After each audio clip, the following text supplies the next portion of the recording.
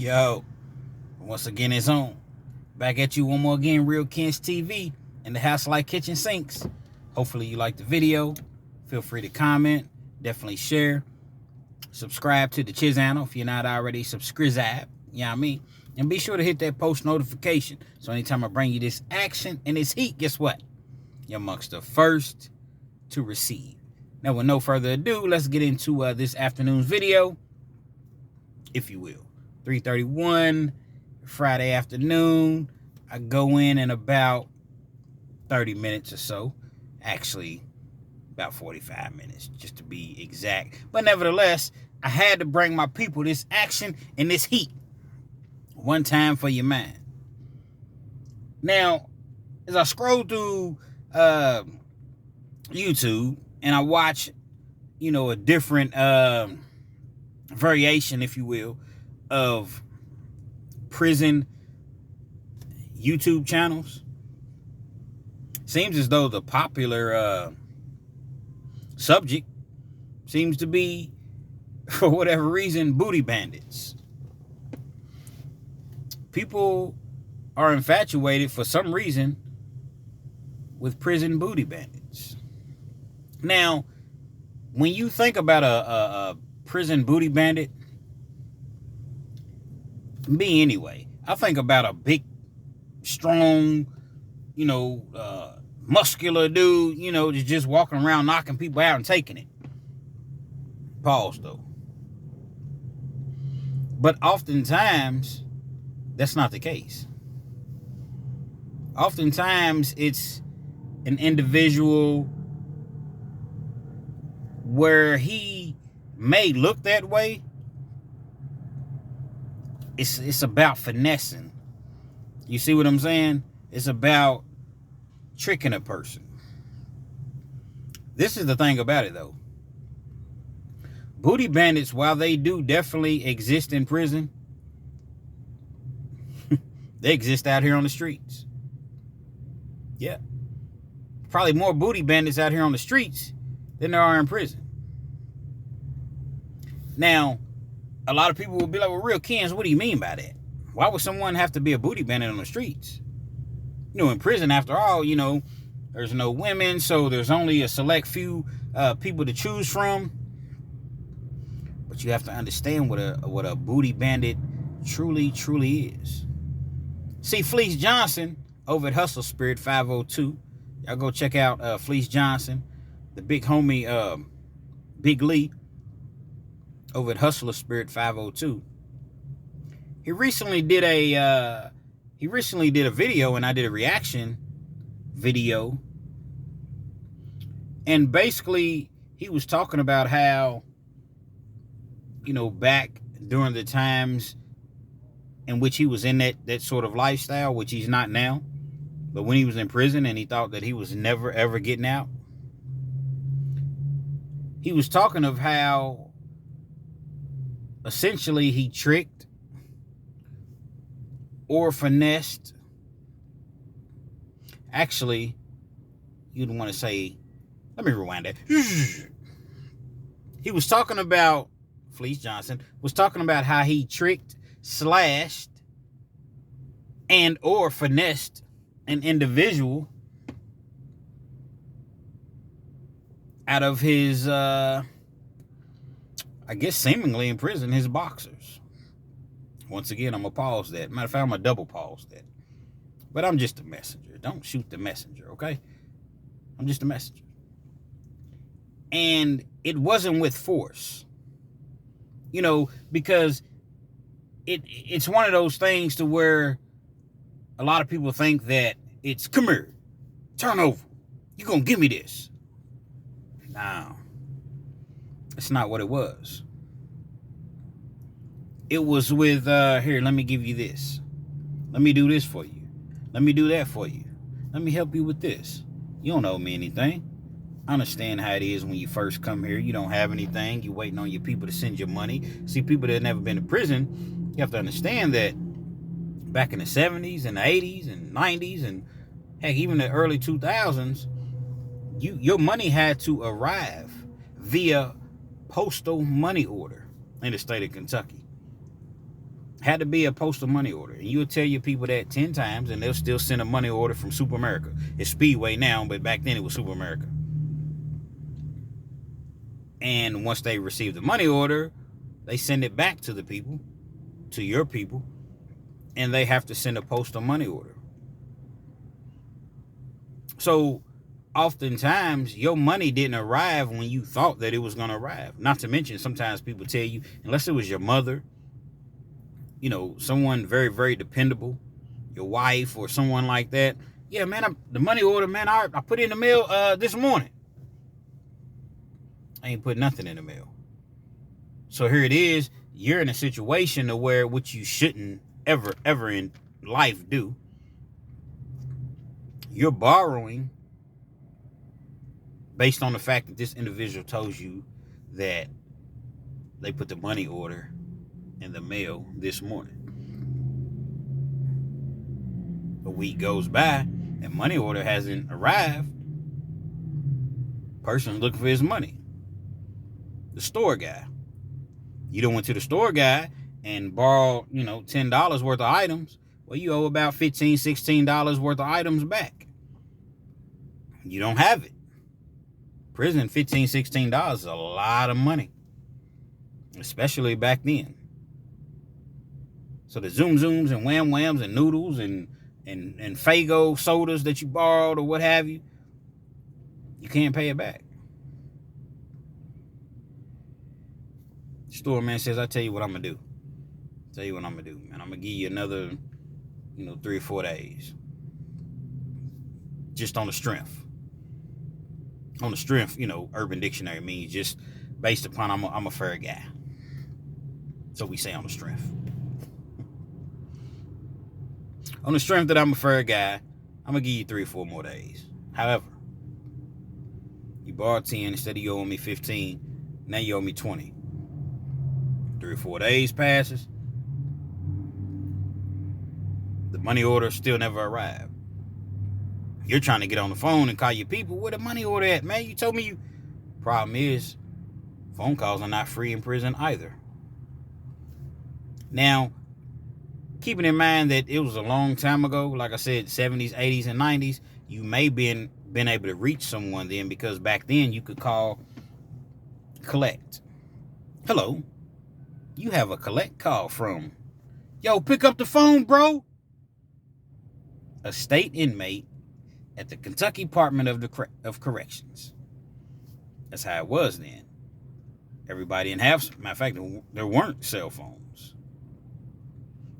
So you could call like the house phone, you could call collect. Now you have to have an account set up. So I don't care how much money you have, if you don't have an account set up through the phone company, which in Kentucky, the majority of the prisons is Securus, but you have other different, companies, other, states or what have you deal with. But in Kentucky, it's Securus. If you don't have an account set up to where the money is already on the phone, like a prepaid type of situation, you're not getting through. So here it is. 2 weeks has passed. Now you owe 20. Another week, man, you owe me 30.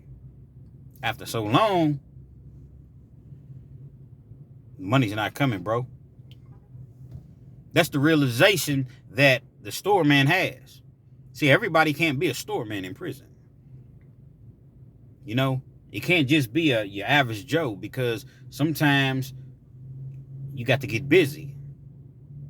Or you got to have people, you got to have a couple goons, collectors on your team that's going to go collect. That's their job. Yo, you go collect this. But if you just, your average Joe and you don't have a team and you don't have no rep or nothing like that, they're going to take advantage of you. They ain't never going to pay you back and probably going to just rob you and just put you out of business. Yeah, it definitely goes down like that in prison. They're going to rob you. So, if you take an individual like Fleece Johnson, and which he said out of his mouth, 2 or 3 weeks, and you owe me, man. Come on, man. Come on, Fleece, man. Come on. I mean, my people said they sent it. Man, look, I'm not trying to hear none of that.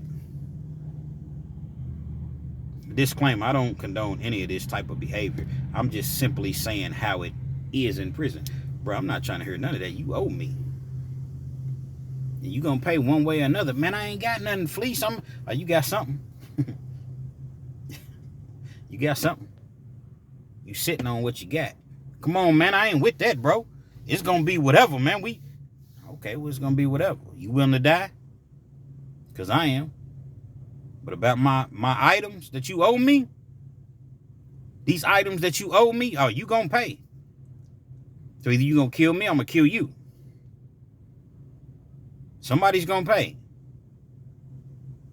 Next thing you know,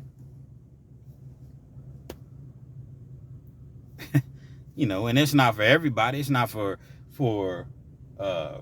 some people's just like, man, it's gonna go down how it's gonna go down. You got to kill me. But then you got some weak-minded individuals that's gonna give in. All right, man, come on, man. The next thing you know, like I said, y'all doing the most. Being intimate, doing the most, being intimate. And now, once you do it once, you as woman, walk with your head down, don't look at nobody. When the chow hall, we eating, you sit with me. Better not catch you talking to another dude. You mine. It happens like that. So with all that being said, when you correlate the two, now you say, well, what's the two, real kids? I mean, what are you correlating? You have to have something to correlate it with. Earlier in the video, I stated that there are booty bandits out here, not out here, out here. It's a southern term, out here on the streets. It may not go down in the magnitude, if you will, that it does in prison. But remember, it's all about finessing. It's all about trying to use your power, your position of authority. In some cases, in a lot of cases, your money to get what you want. Particular story that I went through, and I really wrestled, to say the least. I wrestled with if I wanted to enlighten everyone of this situation that I went through. But after carefully considering the situation, the story at hand, I say, how can I call myself Real Ken's TV if I'm not going to keep it real? I got to keep it real. I can't just get on here and tell the great stories. I have to get on here and I have to be real. I have to be real with the people. So I decided to enlighten everyone that cares to listen about a story that I went through many, many years ago. This would never happen now, but many years ago. I want to say it was, I don't know what year it was, maybe 20 years ago. Actually, when I really, really think about it, it was longer than that, maybe 25 years ago. Had a good buddy of mine, and our mindset, we've always been had an entrepreneurial spirit. We never wanted to work for anyone else. Not saying that it's wrong to, work for anyone else. There's nothing wrong with having a job. But it was just our mindsets are totally similar. Even to this day, we're still friends, closest of friends. Now, he has a successful construction cleanup company. He does very, very well. So he's doing his thing. He had started a company.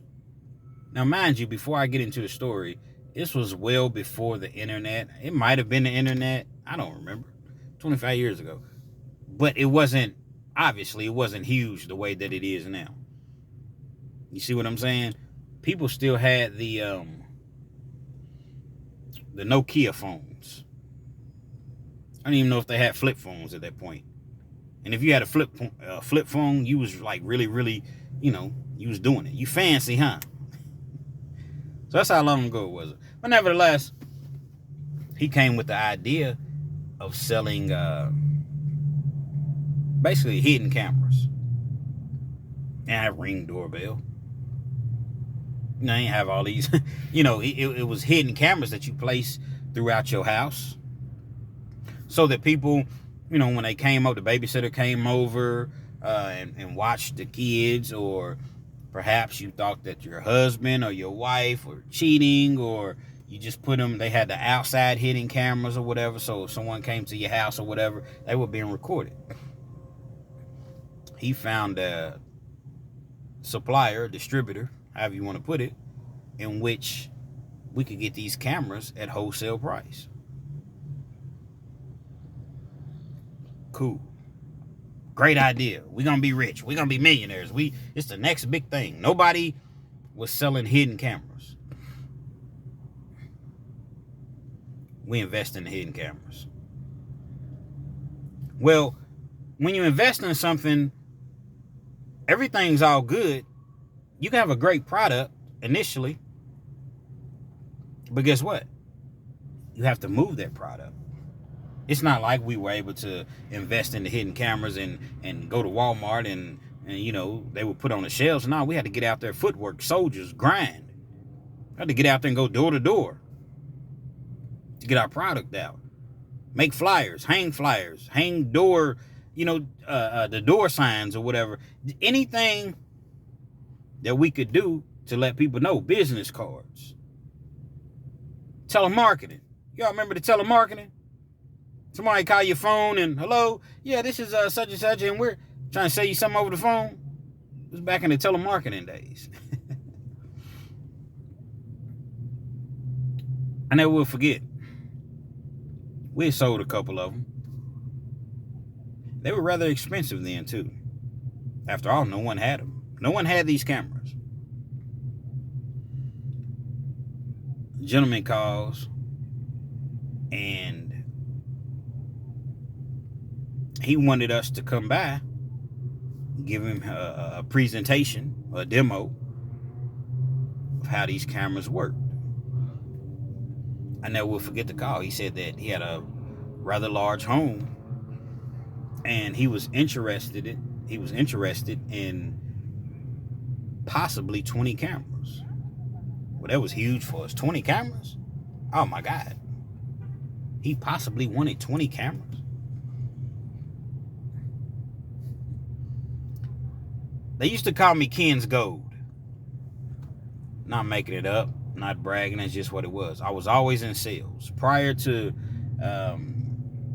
me earning a criminal degree, they called me McKenzie Gold because every job that I had in sales, they would always bring me in the clothes to sell. Used to work at a business called Steinberg's. A lot of y'all probably never heard of this. It was based out of Cincinnati, Ohio. They may have had 23, 25 stores at the height. And basically specialized in appliances. So some electronics as well. But primarily appliances. Dishwashers, refrigerators, stoves. Well, the main thing was, when you sell this product, when you sell this appliance or this stereo or this television, you must get the customer to buy a warranty. Don't come back here and you sold a $700 stove without the extended warranty. $700 stove. They want you to sell the 5-year extended warranty, which may have been for a stove, I don't know, I'm just guessing now, it may have been an extra $200. Don't come back here and you ain't sold that stove with the extended warranty, because that's where you made your money. Every month, the extended warranty, you, as a sales rep, you earned up to 35%. So you may have $5,000 in extended warranties for that month. You get 35% of that. What's that, what, $1,750, somewhere right around in there off the top of my head. So it's very, very important. You know, you got your regular commission, your 4 or 5% for selling the item, but the money's in the extended warranties, because 9 times out of 10, the customer's never gonna have to utilize the extended warranties. So essentially, it's like free money. Call me McKenzie Gold. I come in and close it. Customer doesn't want to get the extended warranty. Hold on just a second. I come in. Hey, how you doing? I understand that you purchased this, refrigerator today or what have you. Now, this is the standard warranty that we offer that comes with the refrigerator, which is only 90 days. Now, if something were to happen, let's just say your house, I don't know, you had an electrical issue or, what have you, then your refrigerator wouldn't be covered. So I understand that this refrigerator is $700. The extended warranty is $250. It's $950. This is what I'm going to do for you today, because I'd hate for you to walk out of the store and something happen and your refrigerator's not covered. I'm going to knock $100 off of the refrigerator. So instead of it being $700, it'll be $600. Then I'm going to add on a $250 5-year gold plan, extended warranty. So instead of it costing you $950, it's going to cost you $850. And I'm going to waive the taxes. I'm going to give you free delivery. And your refrigerator is covered for 5 years. All I need you to do is just sign right here. Then boom, every time they went for it. So, they started calling me McKenzie Gold because my name is McKenzie, but everybody calls me Kens. But they say, McKenzie Gold. They couldn't get the customer to budge. They bring me in. So I had a reputation for closing deals, and I say that to say this. The guy that I started the company with, he paid the majority of money up front, invested rather. I invested some, but he did the majority of investing. He sent me to get this deal. I get to the individual's house. Nice house, man. Nice. I mean, I'm looking at it. I'm like, wow. He might need more than 20 cameras. Big house. I ring the doorbell. I got my little briefcase. I got my demos with me, my demo cameras. Because it's not like I took 20 cameras over there. You see what I'm saying? I had my briefcase. I had everything, my contracts. I had everything showing, my product of what I was offering. I'm sorry, someone was asking me a question. I guess they don't know that I'm, on my YouTube channel. But nevertheless, I'm ringing the doorbell. No one's coming to the door. So I'm like, man, what's going on? Ring the doorbell again. No one's coming to the door. Mind you, we had cell phones then, so they just weren't common like they are now. So I call. I don't get an answer. Man, is this a prank? Is this a joke? Next thing I know, someone comes over he has an intercom. He's like, hey, I'm sorry, I was, I forget what he said he was doing. I'm sorry, give me just a second, I'm coming to the door. Whew, sigh of relief. Wow, okay, good, we still in it. At first I just thought someone had pulled a prank or, something like that, because it's like, where's he at? We have a scheduled, time on which I was supposed to arrive. So at any rate, he comes to the door. When he comes to the door in a robe. Now, this is not a long robe, a regular robe. He has house slippers on. And the robe is, I don't know, maybe slightly above his knees. I'm remaining professional at all times. Hey, how you doing?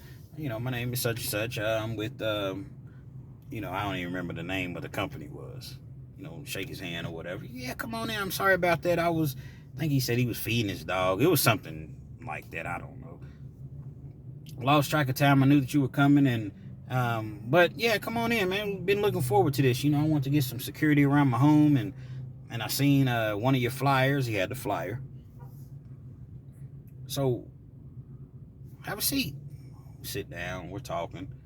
Before I get into, you know, the cameras or whatever, I'm kind of looking around, just trying to familiarize myself with anything that I'm familiar with. So I see that he has some bowling trophies, but they're kind of tucked in the corner. So I actually noticed the trophies as I walked into the house. But once I sat down on the couch in the living room, you couldn't see the trophies, but I had already peeped them. I'd already seen them. So I'm trying to, you know, break the ice or whatever, because after all, I am a stranger. Yeah, you invited me to your home, but I'm a stranger. So I was like, man, I don't know. I've seen you somewhere before. I don't know. I can't quite put my finger on it, but I've seen you somewhere before. I don't know. You just look familiar. Do you bowl? Yeah, I bowl. I knew I seen you somewhere. I have never seen this guy ever a day in my life, but I seen his bowling trophies. But he doesn't know that I was able to see the bowling trophies. You see what I'm saying? So that really, really broke the ice, and we got to talking about bowling, and so now, you know, he was feeling comfortable. Would you like something to drink? One thing they always told us about doing in-home sales: never turn down anything within reason. Someone offers you something to drink or something, yeah, I'll take it. Even if you don't want anything, yeah, I'll take it. Yeah, I appreciate it. So we're sitting there, and you know, eventually we get into the cameras, and you know, I'm showing him the different cameras that we have, and I'm looking at the house, and he's telling me the different areas in which he wants the cameras in. So I'm like, okay, we do a brief walkthrough. It's a huge house. We do a brief walkthrough and come back down, and he tells me that he's wanting to get, it was like 30 cameras at that point. I'm like, whoa, 30 cameras, you know, in my mind, but I'm still remaining professional and calm. We're sitting in the living room. The guy gets up and walks into the kitchen. When he comes back out of the kitchen, remember I said that he had the robe on? He doesn't have the robe on at this point. He walks back out of the kitchen with literally like a I don't know, like a G-string with his house slippers. And he's like, oh, I'm sorry, man. It was just extremely hot in here. I get hot easily. You know, hopefully this doesn't make you uncomfortable. It's nothing like that. It's nothing like that. I'm just hot. So in my mind, I'm like, what in the feezy? This dude done just came out in a, like, what the hell no, I'm out of here in my mind. However, I'm thinking about these 30 cameras that he said that he wanted to purchase. Not only was he going to purchase 30 cameras, we were going to take care of the install, which is another significant amount. We had someone to take care of the install that we were outsourcing. So it was a lot of money. It was several $1,000s on the line, on the table. So the guy's sitting here and just talking to me. And I never will forget, I'm sitting on the couch. He's on a recliner. I have the contracts out. I'm getting everything set up. And this is where it really, really takes a turn. It really took a turn, to be honest, when he came to the door with a robe on. Secondly, when he walked from the kitchen with the thong on, or the G-string, whatever you want to refer to it as. He's sitting there in his recliner, and he just kind of opens his legs. So the whole time I'm talking. I'm not even looking at him. I'm looking down at the contracts, and I'm handing them different, carbon copies and things like that. Okay, you sign this, you sign that, or whatever. So I'm like, oh my God. I was like, could you excuse me for a second? He's like, yeah, take your time. I go outside, I call my partner, I say, hey man. And I enlighten him of what's going on. He's laughing so hard. He's laughing hysterically. And I'm like, come on, man, this is not funny, man. This dude, hey, if something happens to me, or no, if you don't hear from me in 15 minutes, man, call the cops, man. Or you better come out here. He's laughing. And I'm like, man, the dude got on, man. He came to the road, he came to the door with a robe on. And it was like the robe that he have on, it looked like what was it? Like a tiger, a tiger skin. It was like a tiger material type of robe, man. Like real live tiger skin. I guess that was some rich people shit. I don't know. That was the material that it appeared to be. So he's laughing. I'm like, man, he's already started signing the contract, started signing the deals or whatever. And he wants 30 cameras or whatever. But, man, hey, I'm telling you, dog, it's something crazy going on. This dude is walking around naked, half naked. He was like, man, just get the deal done, man, and get on out of there. I said, seriously, man. You don't hear from me in 15, 20 minutes, man. You come out here, you call the police, something, man. So we end up getting it. We get off the phone. I go back inside.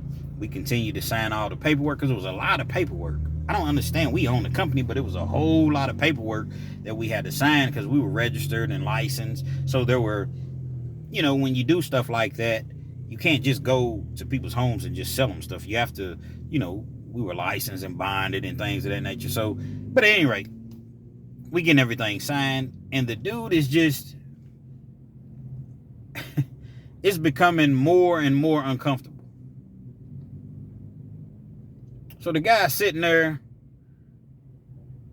and he's sitting there in the recliner, and he still has his legs open. Next thing I know, man, I look up, he's rubbing on his legs. He's rubbing on his thighs. I'm like, look, man, I'm about to bust this dude's ass, man. I'm getting the hell out of here. Forget these cameras. Forget this money. Forget all this. Because this dude is I should have been gone. Keep in mind, I'm a lot younger than him. I'm 25 years younger. But nevertheless, 2 + 2 is going to equal 4, regardless how old you are. How many years prior. The guy's like, give me 1 second. I'm going to go up and get my checkbook. Got everything signed. He walks up the stairs to get his checkbook. I call my partner back again. Hey, dog.